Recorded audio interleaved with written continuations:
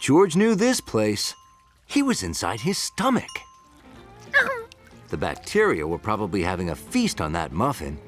George had to stop them.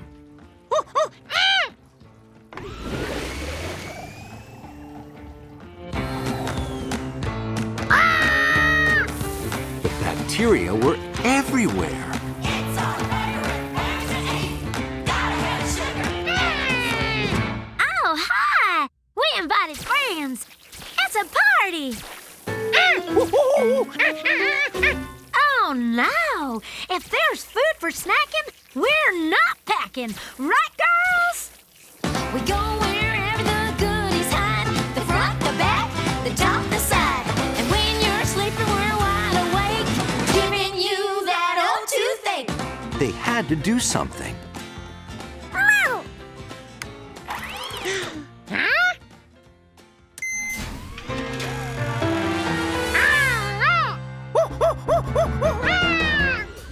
If George could get rid of the food, the bacteria might leave.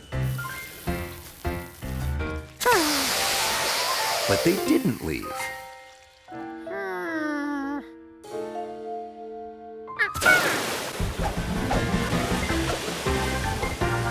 Gnocchi thought she could help too.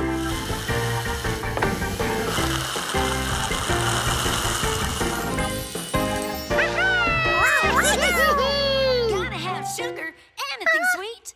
It's our favorite thing to eat. Gotta have sugar, anything sweet. There she was, eating that yellow stuff. It must be the plaque.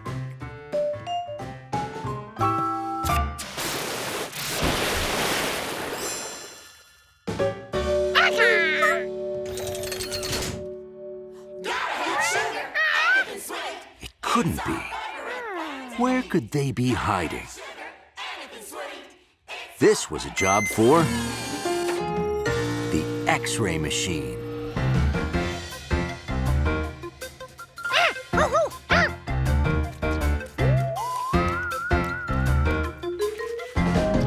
If George could get rid of that last piece of food, maybe his toothache would go away. And the bacteria, too.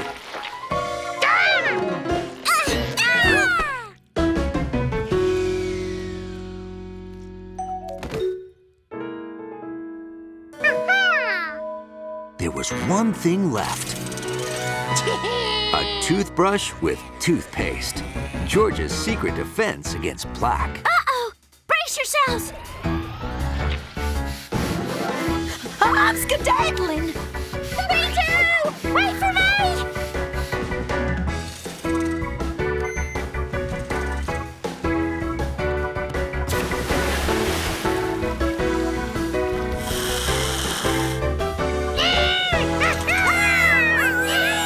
George? George? George? Open wide.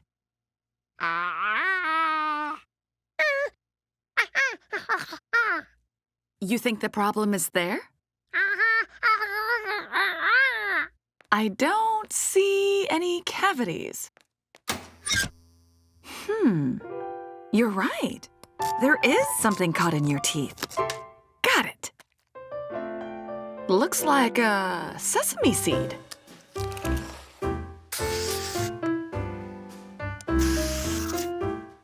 How's that? Then just rinse and we're done. No more toothache. Oh, that's great news, Doctor. Zucchini muffin, anyone? Sure. Yes, please.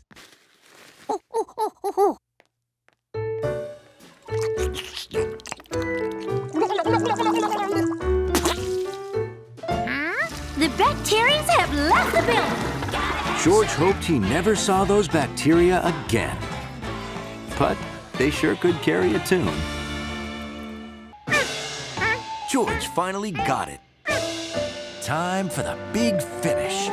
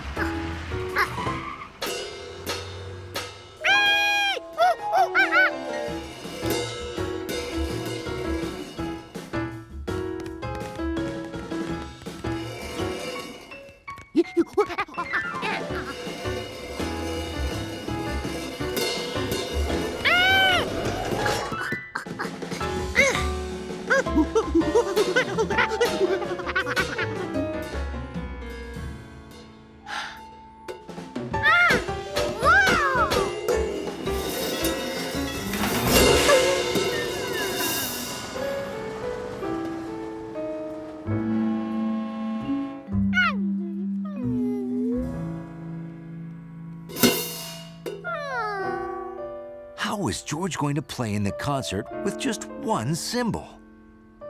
Well, maybe he only needed one. No, definitely needed two.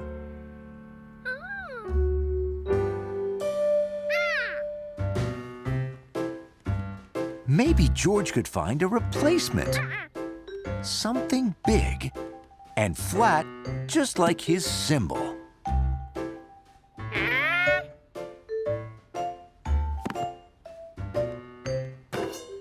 The book was a square with 4 corners, and the cymbal was a circle with no corners. Maybe what George needed was a big flat circle. He knew just where to find one.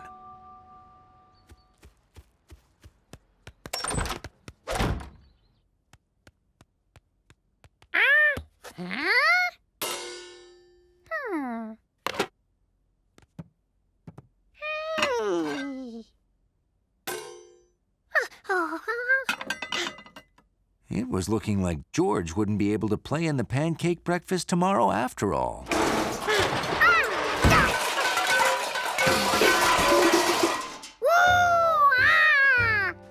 George needed his big flat circle to be made of whatever that was.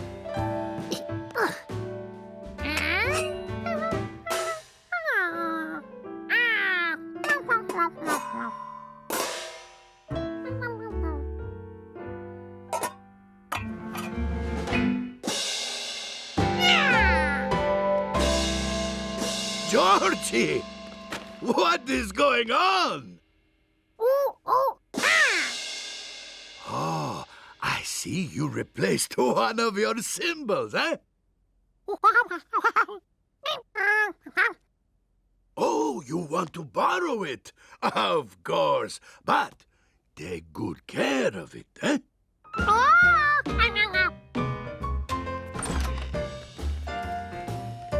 With a cymbal in each hand, George was ready for the breakfast.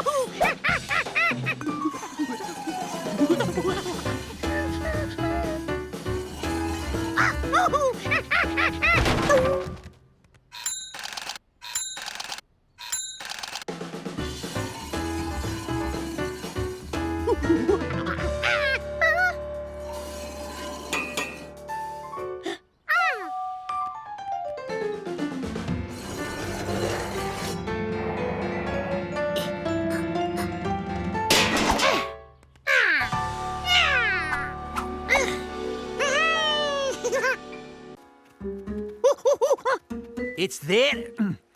It's there.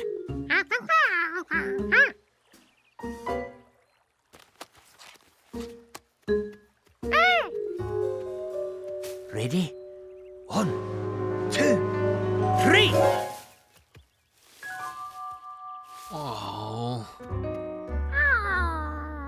I tell you, Georgie, Nessie is tricky. As soon as she appears, she vanishes.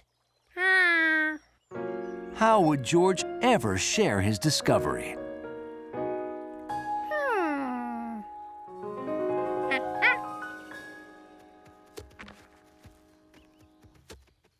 We were right here, I believe. Oh, I can go to the back of the line. Oh, no, please. You were ahead of me, sir. Oh, gee. Thanks.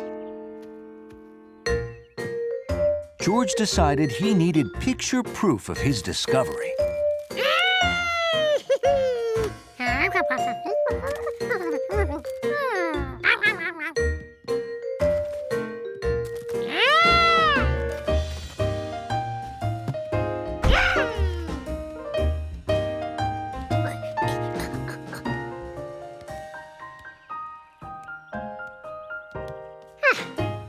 Now, George would wait.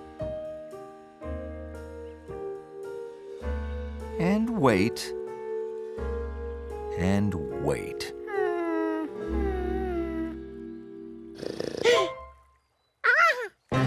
It was the monster. But it was on land, and Uncle Tam said it lived in the lake.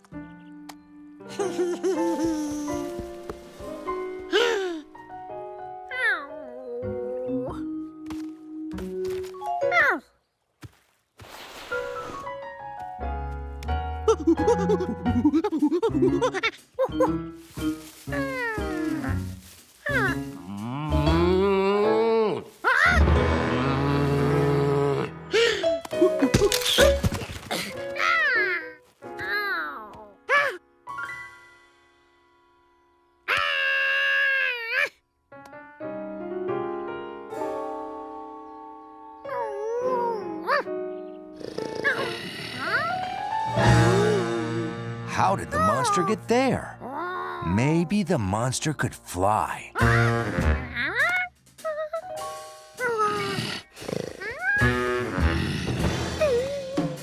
It was another Loch Ness monster. There were two of them.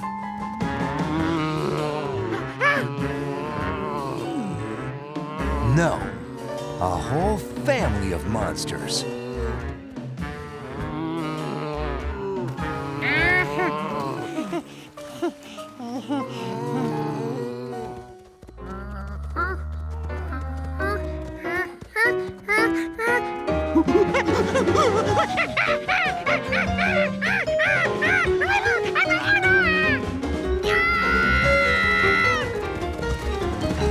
Oh, okay.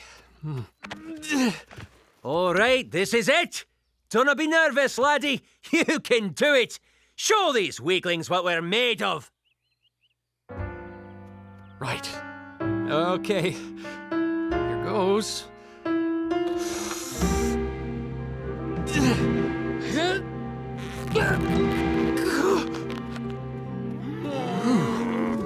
Behind you, laddie! Whoa!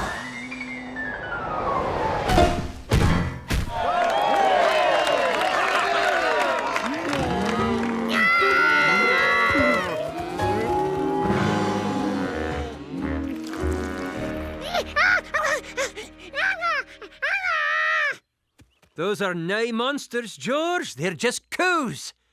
They're Scottish cows.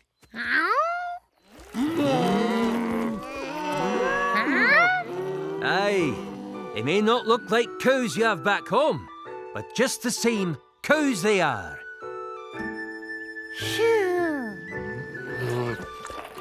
It turned out there weren't just interesting clothes in Scotland, but interesting cows, too.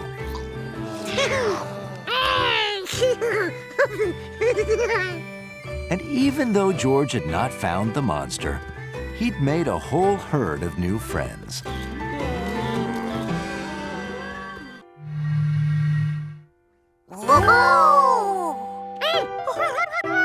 Here you go.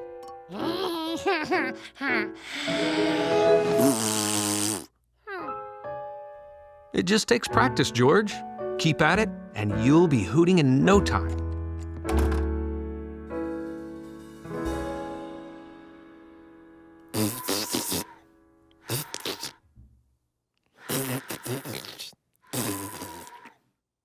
George found that practicing took a lot of patience.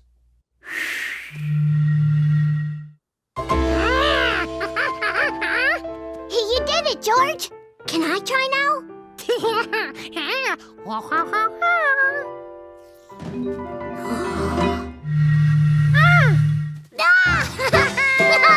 That's the greatest thing ever!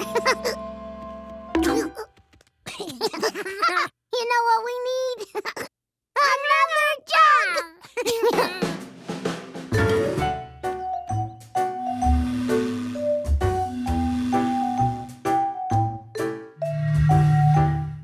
George wondered why the jugs made different sounds.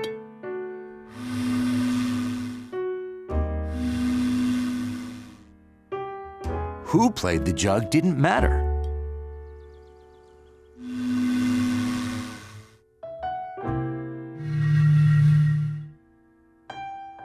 Where they played didn't either. Maybe it was the size that changed the sound.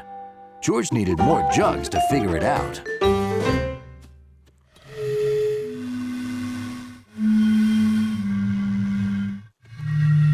George was right. The size of the jugs made the difference. The small jugs made high tooting sounds. The big jugs made deep, low sounds. I thought you kids might be thirsty after working all day on whatever it is you're doing. Thanks, Grandma. Oh, you think these would work? Yep, they hoot all right.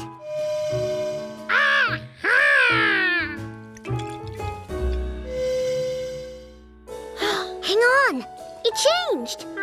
How come it changed? The bottles were exactly the same size.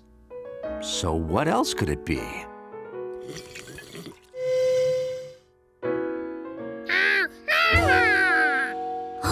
The water.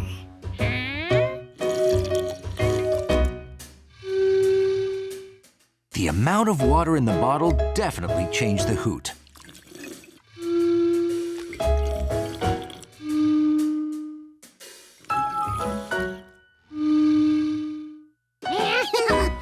And without water, they hooted the same. Yeah, more water.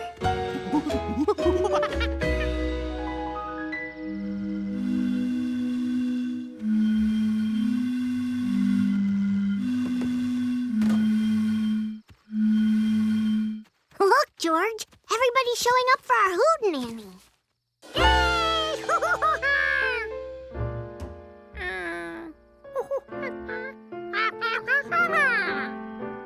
Yeah, they're not here.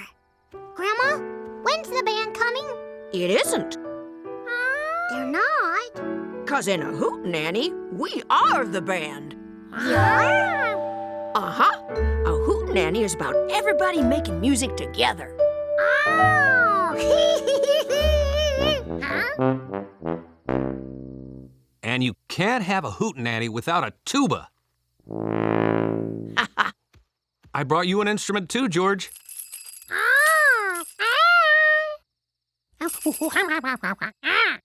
You want to play those instead? I can't wait to hear it.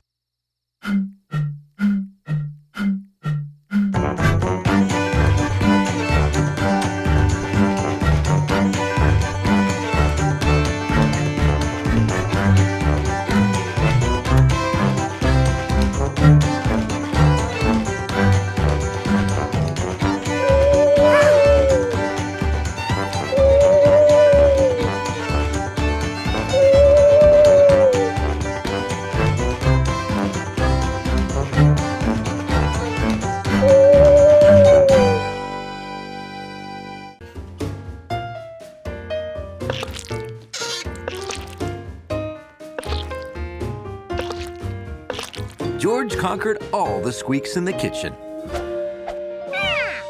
But he was pretty sure there were more hiding in the house.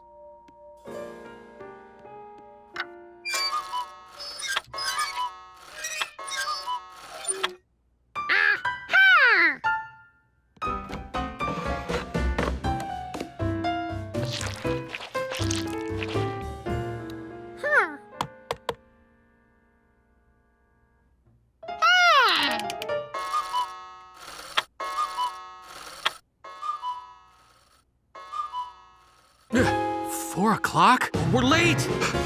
Burning bread! Burning bread!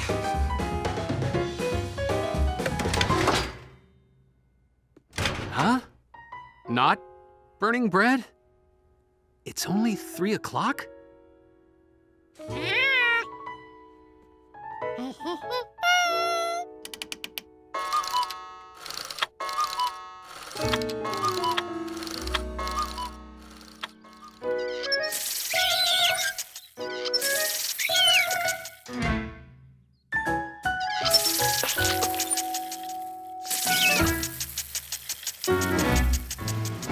It turned out there were a lot of squeaks in the country, and George was going to find them all.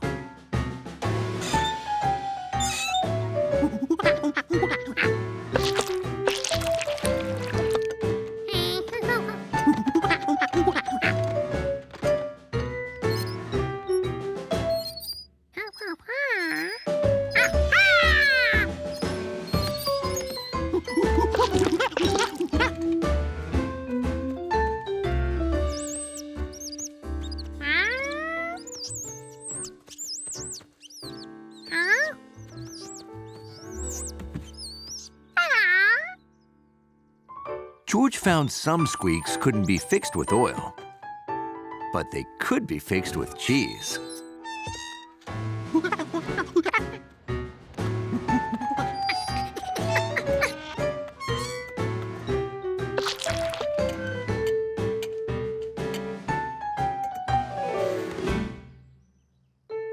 Thanks to one little monkey with an oil can, the country was squeakless. 4 o'clock? George was late.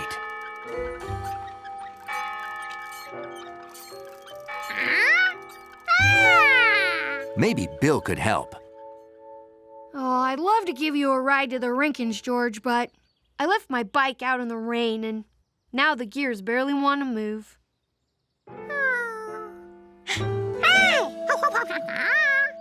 You've got oil?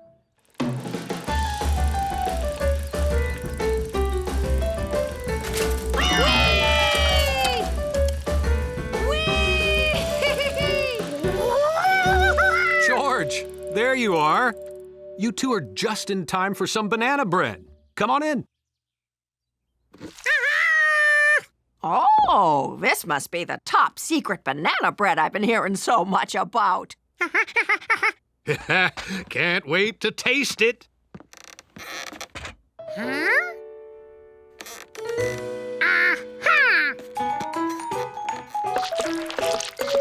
No, George, wait! George had learned how to make things slippery, but how could he make them unslippery? Then he remembered the mixer. Flour made the gears stick. Would it work on shoes? There was only one way to find out.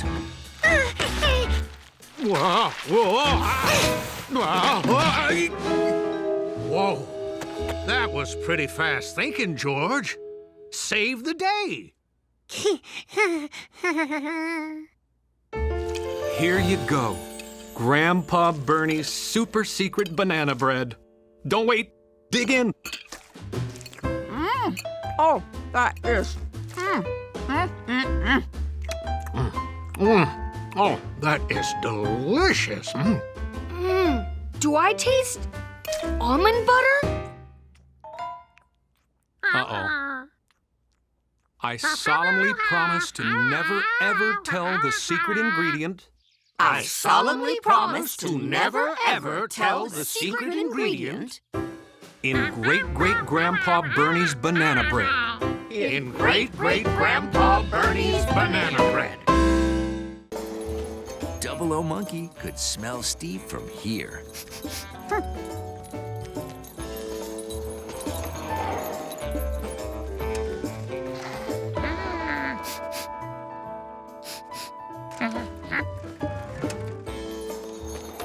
His tracking devices were working like a charm.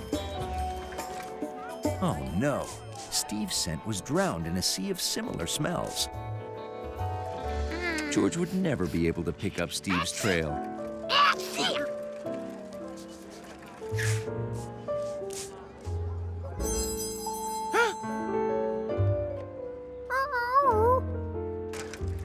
It was clear 3 senses weren't enough to track the slippery Steve. Double O Monkey would need 4.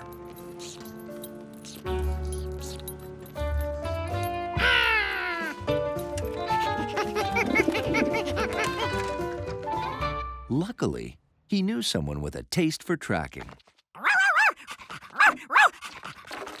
Or at least a taste for treats.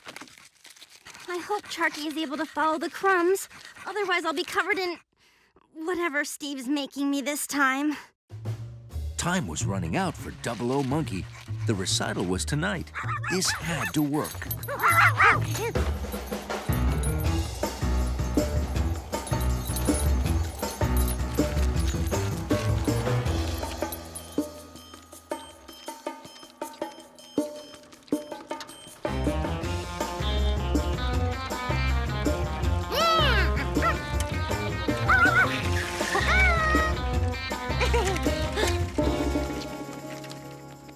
Steve's trail ended here.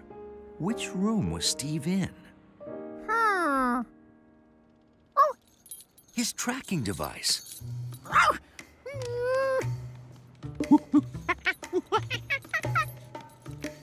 The sound was louder here. He could smell the backpack too.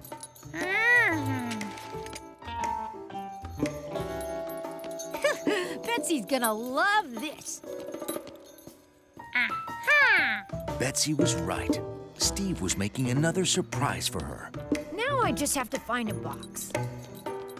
And George had to find out what.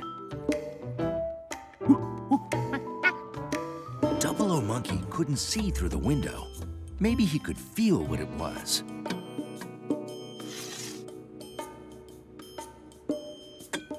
It felt like a jar, and it was wet.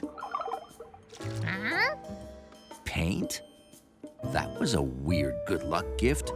Although Betsy did love to paint. Maybe Steve had a whole set of paints for her?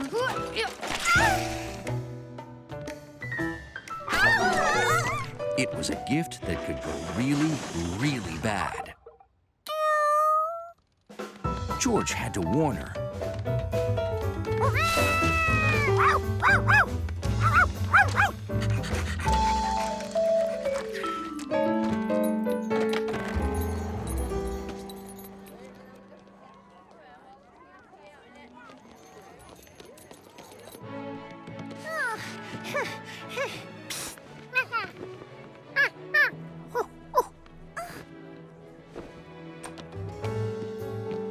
Double O Monkey was too late.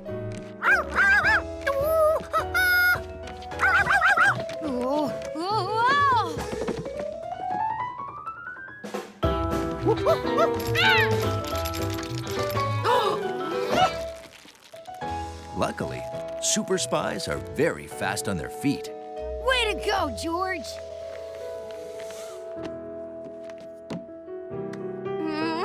Here we go again. This is for you. It's beautiful. Thank you. But why'd you make me a vase? Because it wasn't anything that could slop on you. Look, it's supposed to be you doing your solo. The paint got smudged somehow when I set it out to dry. But I kind of like it. It makes it look like you're actually moving. It sure was lucky you were here, George. That vase would have smashed into a zillion pieces. Double O Monkey saves the day again.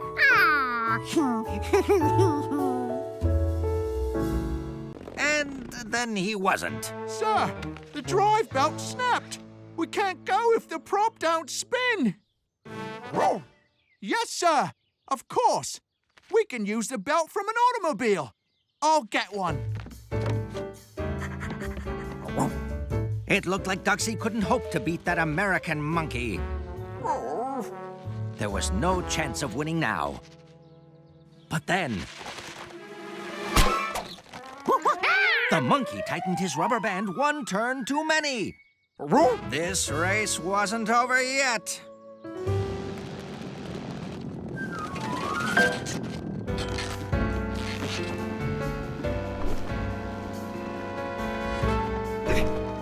No power! Without propellers, my ship will go wherever the wind blows it. Almost!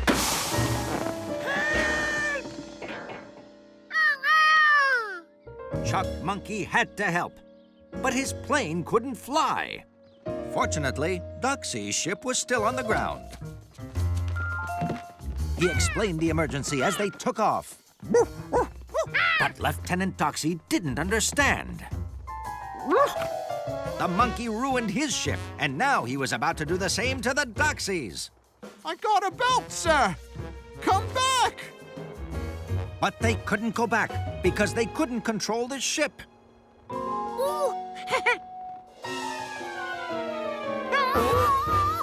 If they didn't get a belt quickly, they too would blow into the Eiffel Tower.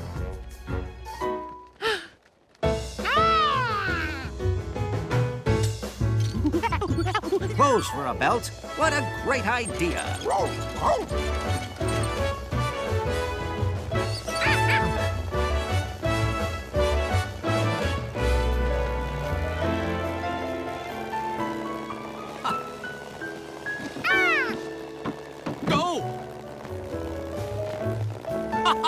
How can I ever thank you?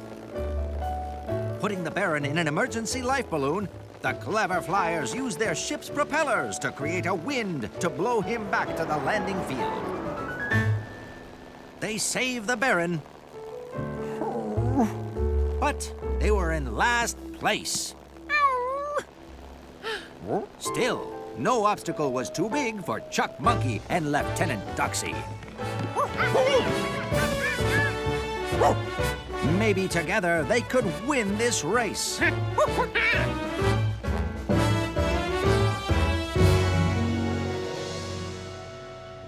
It wasn't 1909.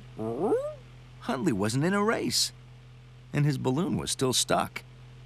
But if it was a dream, why could he still hear his airship's propeller?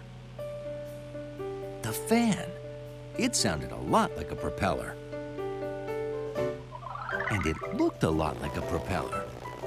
And if it moved air, it would move things that were in the air, right? George raced back without the fishing pole because he had another idea.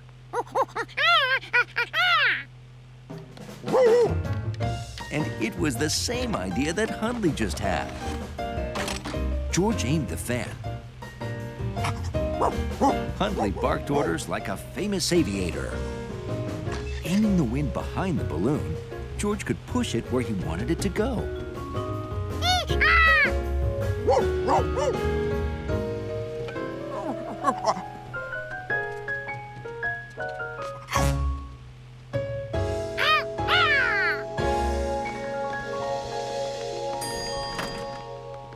Air conditioning is all fixed.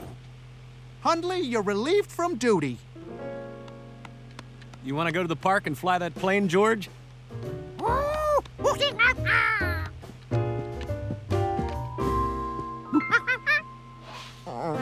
Hundley had something else he needed to do. Won't be needing this anymore. You want it on? Okay. Kinda noisy if you want a nap. It was exactly what Hundley wanted to hear. Because he had some unfinished business back in 1909. With the aid of a monkey, the Doxy is pulling ahead. Folks, if they win this one, people will be talking about this victory 100 years from now. The monkey was back. Okay, George. Give her a shake and let's see what it sounds like. I can tell you right now, goats don't play the accordion.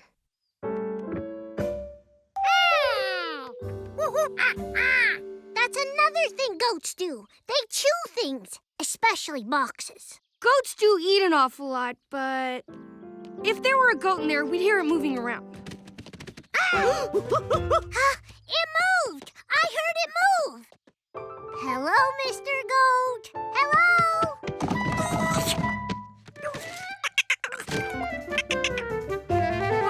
It was just a squirrel. He was probably having a play date with the goat. Go on, George, shake it. Let's see what it sounds like. Sounds like a bunch of cans of soup. Who sends cans of soup?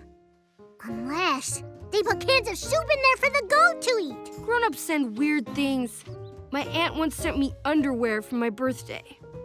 I'd rather have soup. George could feel something inside the box. It was another clue.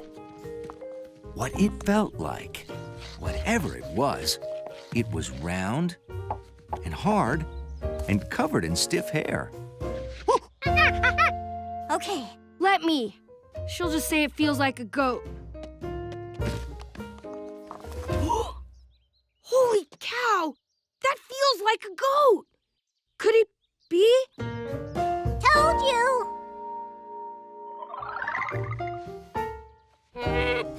Goats were smelly. But the box smelled like, well, George didn't know exactly what, but it didn't smell like goat.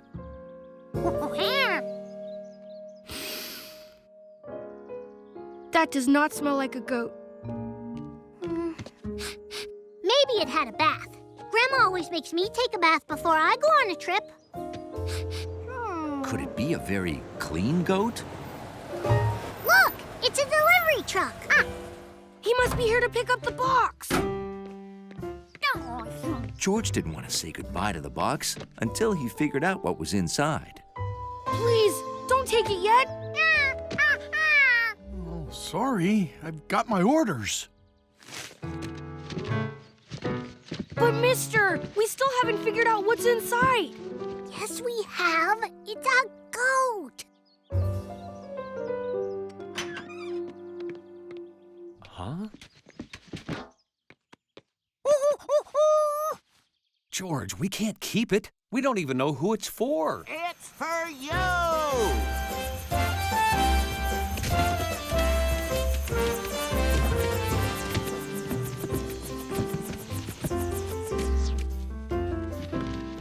We left it here this morning.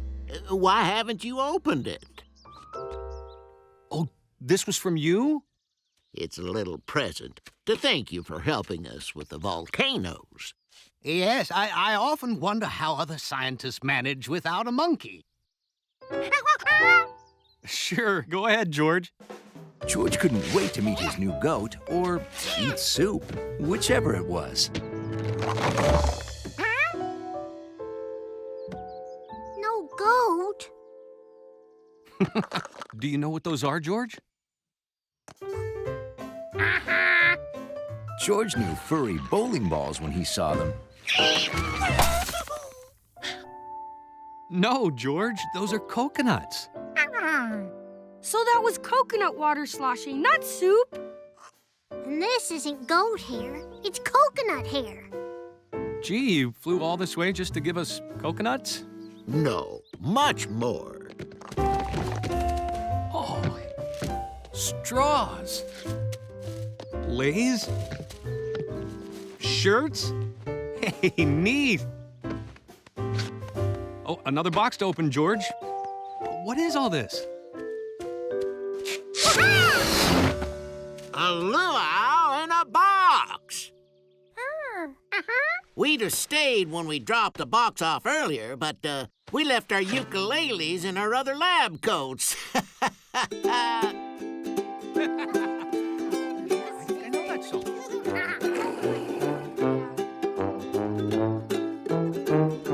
Well, George, we learned an important lesson today.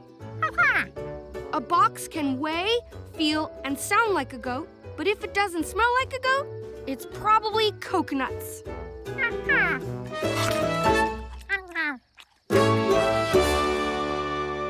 If there was one thing George was an expert at, It was making noise.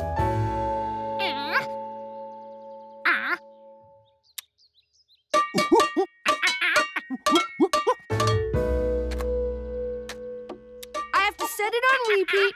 It'll go all night. George's noise machine was sure to keep the deer away.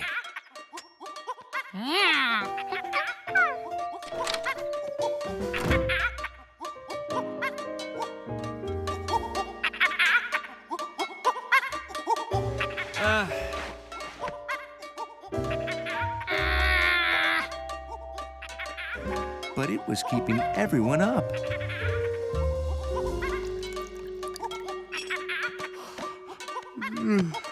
Morning, George.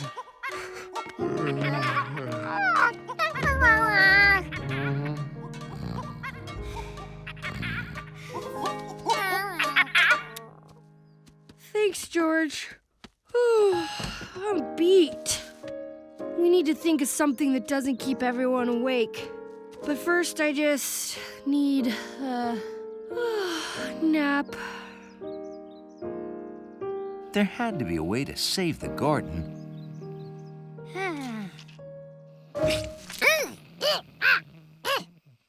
Tree sap.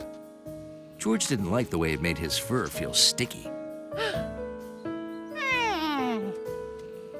Maybe George could find a way to make the garden sticky. Tape was sticky. It would keep the deer out of the garden all right. Unfortunately, it kept them out too. Well, this isn't going to work. The proper way to approach this problem is scientifically.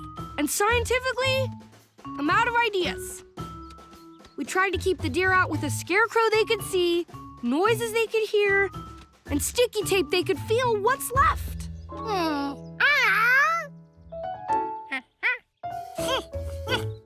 Smell. Yeah, I tried that once on my mom's garden before she got the fence. I made the stinkiest potion ever. Rotten eggs, old socks. Then I put it on my mom's garden. It kept the deer out. And my mom, too. Turns out nobody likes a garden that smells like old socks. Who knew?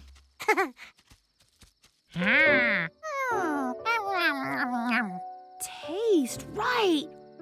Only deer like the way flowers taste. That's the problem.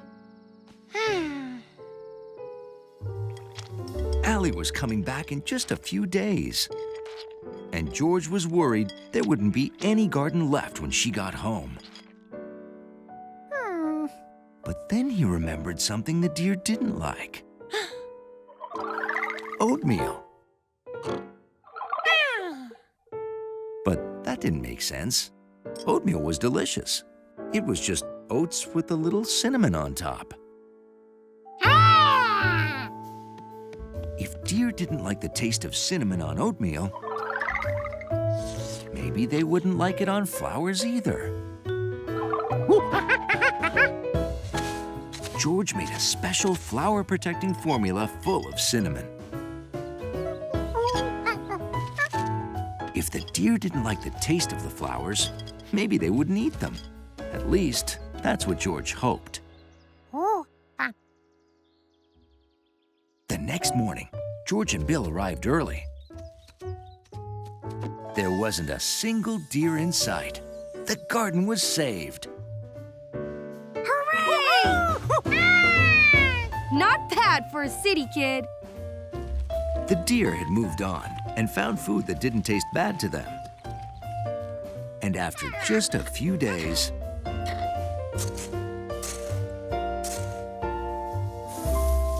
the flowers grew back.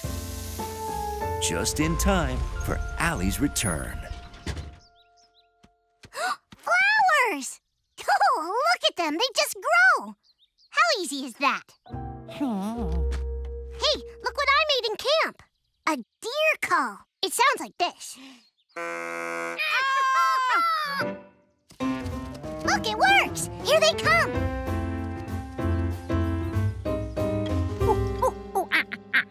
Yeah, I know. My turn.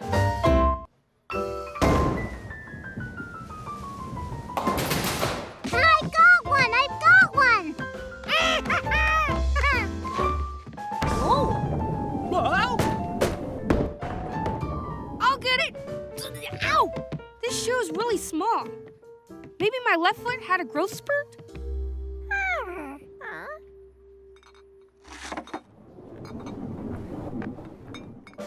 I thought I heard a bowling ball on the snack stand. Maybe it was just thunder. Oh! I found a popcorn! Something was still wrong with the shoes. Lucy and Charlie's shoes were all size 10s. Both Janice's shoes were size 6s. And Bill's shoes were both 9s. So why did they fit differently? The 9s were written in different colors. Why did Mr. Berg's shoe numbers come in so many different colors? Hey, George hadn't noticed these colored signs before. There was a blue man, a red lady, and green children. They were the same colors as the shoes. Maybe the different colors meant they were different kinds of shoes.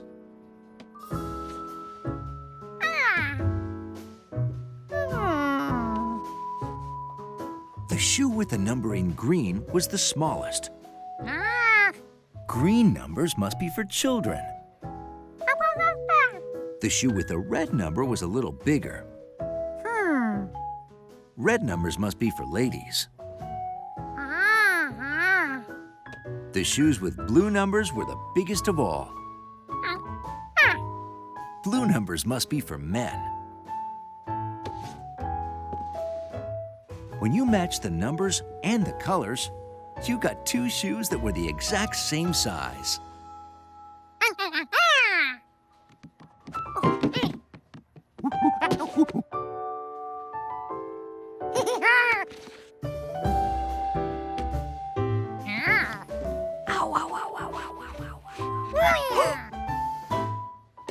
George, what are you... The different colors mean they're different kinds of shoes. How'd you ever figure that out? You're pretty smart for a city kid.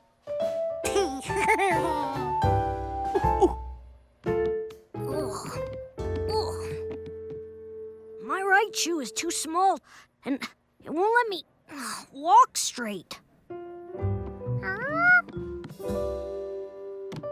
Jimmy already has two shoes with the same color number. So what's wrong with his right shoe? George couldn't figure out what was wrong. The shoes were exactly alike. Could that be the problem? Jimmy was wearing two left shoes. I've got two left shoes? How did I not notice that?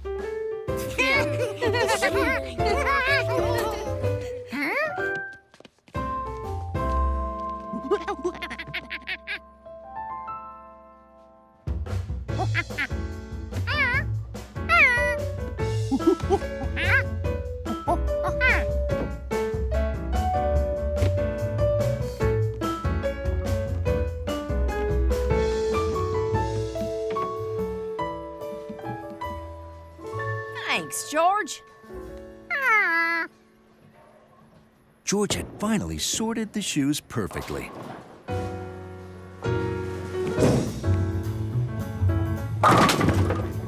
Yes! Ready, George? He even found the right size for himself.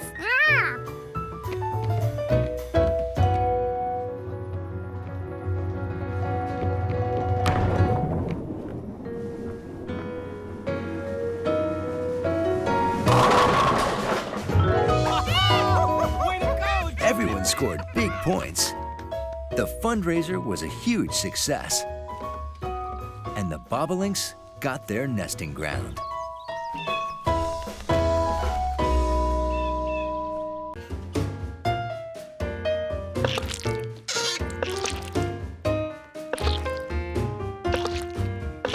George conquered all the squeaks in the kitchen.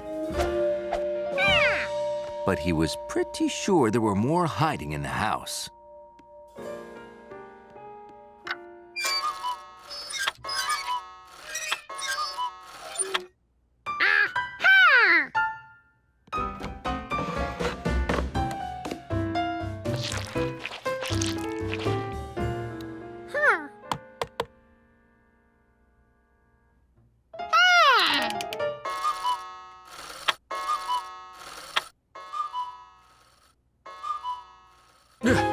4 o'clock? We're late! Burning bread! Burning bread!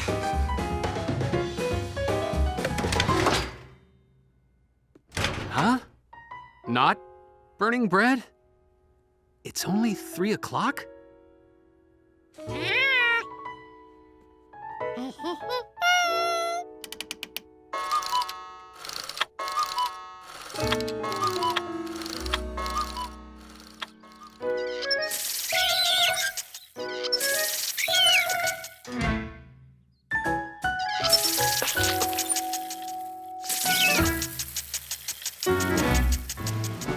It turned out there were a lot of squeaks in the country, and George was going to find them all.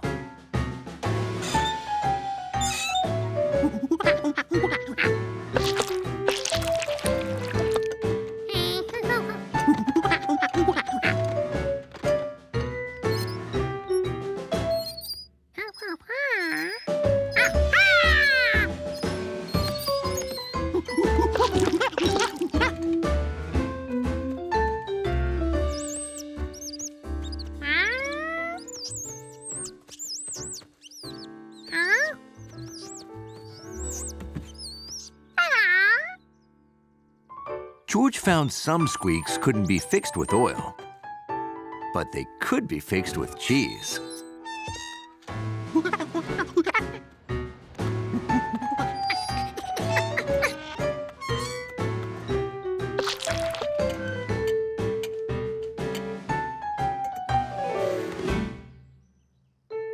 Thanks to one little monkey with an oil can, the country was squeakless.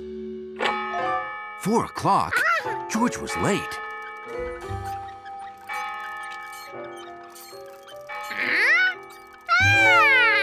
Maybe Bill could help. Oh, I'd love to give you a ride to the Rinkins, George, but I left my bike out in the rain, and now the gears barely want to move.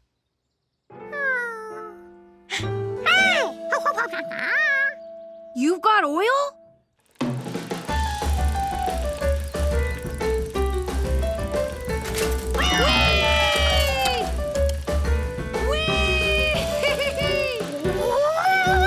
George, there you are. You two are just in time for some banana bread. Come on in. Oh, this must be the top secret banana bread I've been hearing so much about. Can't wait to taste it.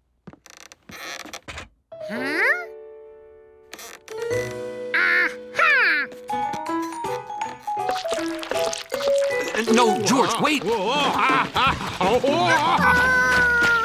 George had learned how to make things slippery, but how could he make them unslippery? Then he remembered the mixer. Flour made the gear stick. Would it work on shoes? There was only one way to find out.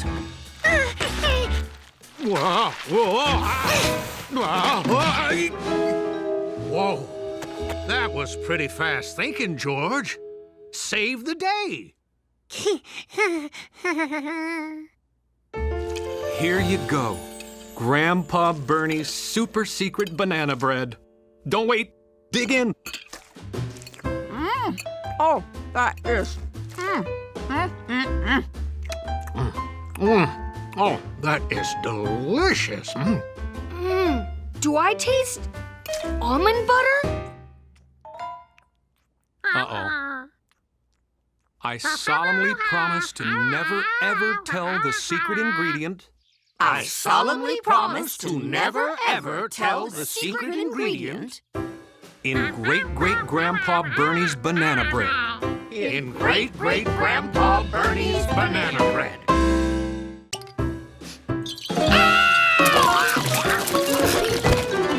Yep, that one was vinegar. Now he needed more vinegar. Did I hear a crash? Oh, why do you smell like salad dressing, George? Luckily, George knew someone who could drive him to the store. Let's see, vinegar. Ha! Vinegar! Making pickles out of all those cucumbers is a great idea, George. Did somebody say pickles? Well, you're in luck. We're celebrating harvest season with an international pickle display. Here's our country. And here's India, Korea, Norway, Ireland, and Mexico.